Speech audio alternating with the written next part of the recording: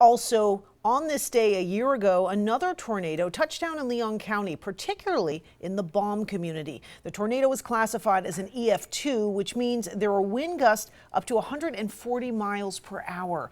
19 structures were damaged, and of those 9, they were classified as major or destroyed. The best way to stay safe, experts say, is to be prepared.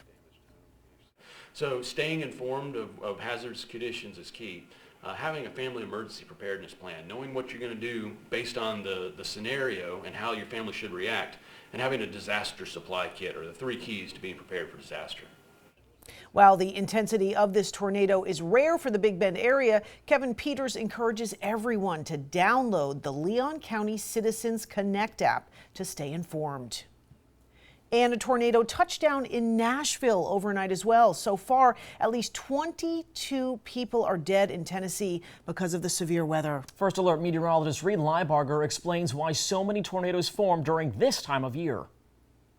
With the potential for severe weather back in the forecast this week, it's never a bad time to review why, or better yet, how these storms form this time of the year. Now, the most important thing is that tornadoes can form anytime, anywhere. But locally here in the Gulf Coast, typically we see most of our severe weather, specifically tornadoes, during the winter months and the early spring months as cold fronts push down through the region.